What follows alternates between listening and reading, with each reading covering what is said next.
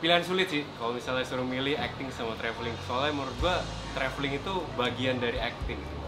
Karena gue traveling gue bisa refreshing, gue bisa dapetin ide, gue bisa apa ya, dapat referensi baru lagi. Dan ya itu kalau misalnya gue acting doang itu nggak traveling, gue bisa suntuk gitu. Nah, satu-satunya cara yang gue bisa membuat gue untuk fresh lagi dan gue bisa semangat lagi kerja gitu adalah traveling. Dan gue acting pun menjadi semangat untuk traveling juga, karena gue semakin gencar gue acting, gue nyari duit yang banyak karena gue punya impian gue pengen traveling di mana, kayak di Tibet atau di Yerusalem gitu kan. Selama 2 tahun terakhir sih lumayan gila-gila sih gitu. Tahun lalu gue solo trip ke 4 negara, 9 kota selama 16 hari itu gue benar-benar sendiri gitu. Dan menurut gue itu cukup challenging buat gue, karena gue sebenarnya juga nggak terlalu punya pengalaman untuk solo trip. Dan gue di sana benar-benar yang semuanya organize sendiri. Dan gue dari situ gue bisa dapetin banyak hal gitu, dapet banyak pengalaman juga gitu. Karena gue traveling bukan cuman pengen jalan-jalannya aja gitu, tapi gue pengen lihat apa yang gue lihat itu apa yang gue bisa dapetin gitu.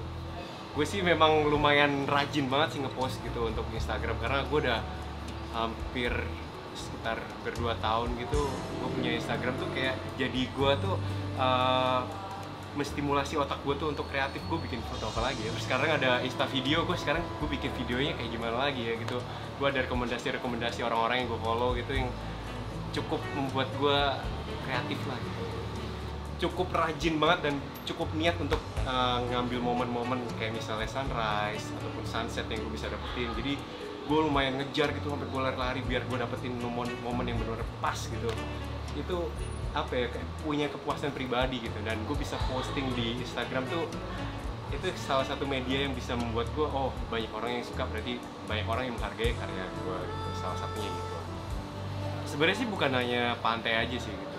Gue lebih suka memang view memang yang beauty apa, menjual keindahan pemandangan lah gitu pokoknya gitu. Jadi nggak cuma pantai aja gitu, bisa juga gedung yang lebih arsitektur gitu, yang lebih art gitu. Tapi memang gue sendiri lebih suka outdoor tuh yang memang ke laut, ke pantai, ke matahari langsung.